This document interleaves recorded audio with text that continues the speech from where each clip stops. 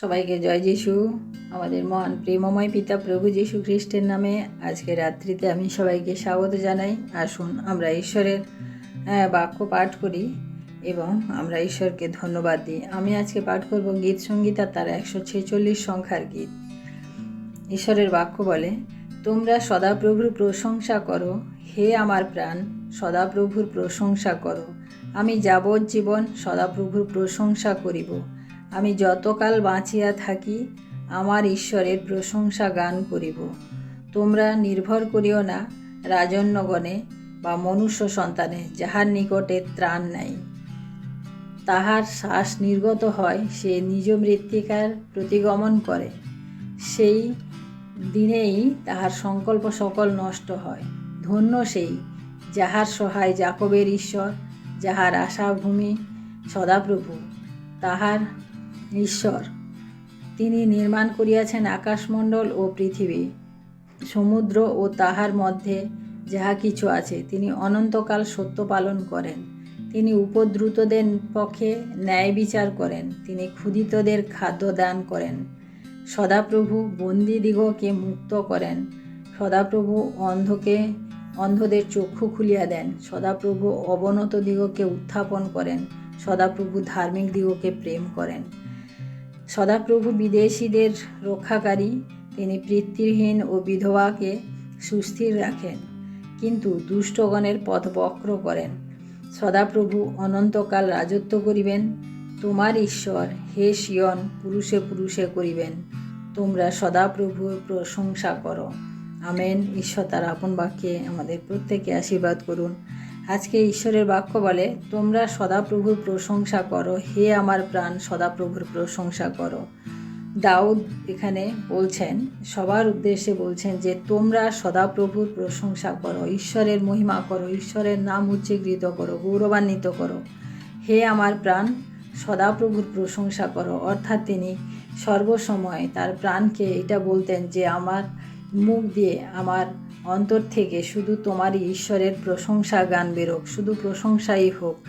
কারণ তিনি কোনো কিছু, জগতের কোনো কিছুর প্রতি তার কোনো মোহ, কোনো লালসা, কোনো কিছুই ছিল না। তার একটাই উদ্দেশ্য ছিল, তিনি ঈশ্বরের প্রশংসা করবেন। এবং তিনি এটা দ্বিতীয় পদে বলে, আমি যাবজ্জীবন সদাপ্রভুর প্রশংসা করিব, যতকাল বাঁচিয়া থাকিব আমার ঈশ্বরের প্রশংসা গান করব। অর্থাৎ তিনি বলতেন যে আমি যতকাল বেঁচে থাকবো, যাবজ্জীবন এই জগতে আমি যতকাল থাকবো আমি ঈশ্বরের প্রশংসা করব, কারণ তিনি একমাত্র প্রশংসা পাওয়ার যোগ্য।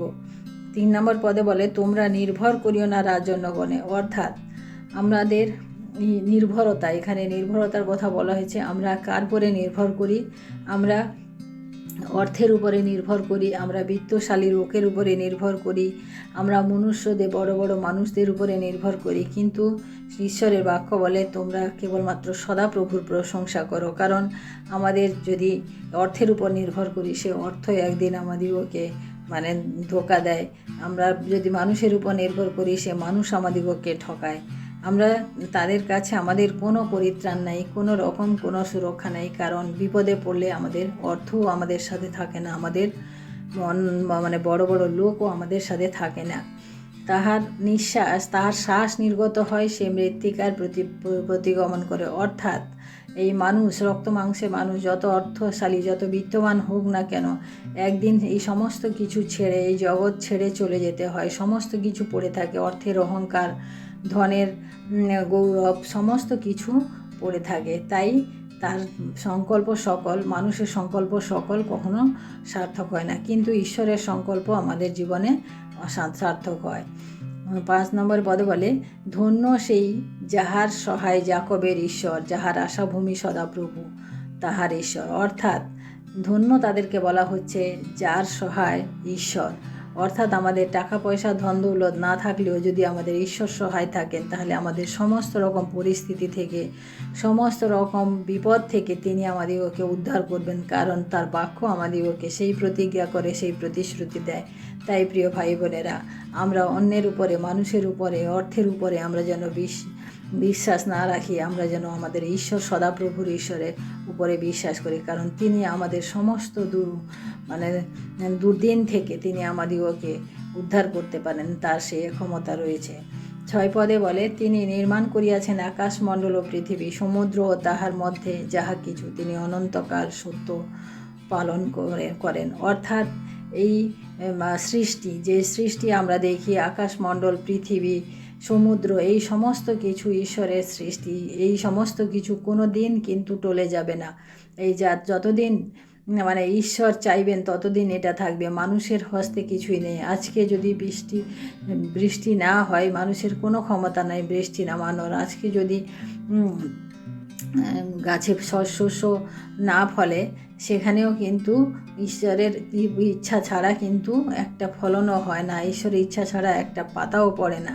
তাই প্রিয় ভাই বোনেরা, আমরা সেই সদাপ্রভু যিনি, যার মধ্যে এত ক্ষমতা রয়েছে, এত পাওয়ার রয়েছে, আমরা যেন তার উপরেই নির্ভর করি। 7 নম্বর পদে বলে, তিনি উপদ্রুতদের পক্ষে ন্যায় বিচার করেন, তিনি ক্ষুধিত দিগকে খাদ্য দেন, তিনি বন্দী দিগকে মুক্ত করেন। অর্থাৎ তিনি আমাদিগকে পাপ থেকে মুক্ত করেছেন, তিনি আমাদের ক্ষুধা থেকে আমাদিগকে খাদ্য দিয়েছেন, আমাদের তৃষ্ণা মিটিয়েছেন, আমাদেরকে সেই অনন্ত খাবার দিয়েছেন, অনন্ত জল দিয়েছেন, এবং তিনি উপদ্রুতদের, আমাদের শত্রু থেকে আমাদিগকে তিনি উদ্ধার করেছেন। তাই আমরা যেন সেই সদাপ্রভুর উপরে নির্ভর করি। সদাপ্রভু 8 পদে বলে, সদাপ্রভু অন্ধদের চক্ষু খুলিয়া দেন, সদাপ্রভু অবনত দিগকে উত্থাপন করে এবং ধার্মিক দিগকে প্রেম করেন।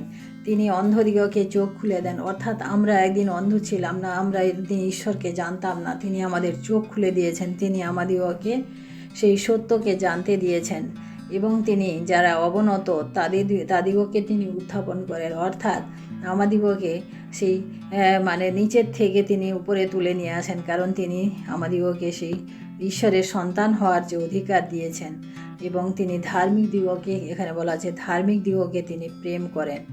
তো সদাপ্রভু বিদেশী দিগকে রক্ষা করেন এবং পিতৃহীন ও বিধবা দিগকে সুস্থির রাখেন, তিনি দুষ্টদের পথ বক্র করেন। অর্থাৎ তিনি, যার কেউ নেই, তার একমাত্র ঈশ্বর থাকেন, এবং তিনি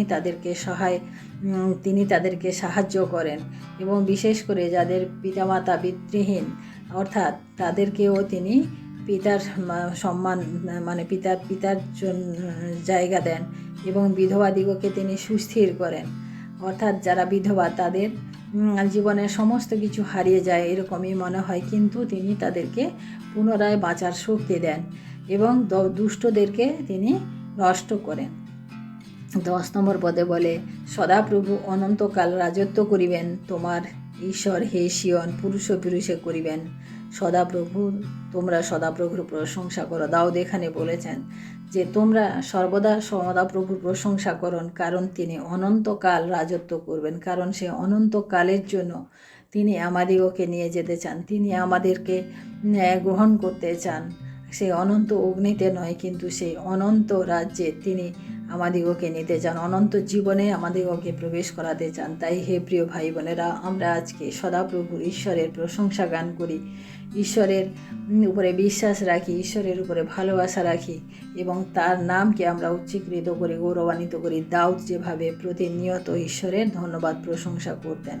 হালেলুয়া। আসুন আমরা আজকে প্রার্থনা করি এবং ঈশ্বরকে ধন্যবাদ দিই। Hallelujah, hallelujah, hallelujah. মহান প্রেমময় পিতা, তোমার মহানামে ধন্যবাদ করি প্রভু।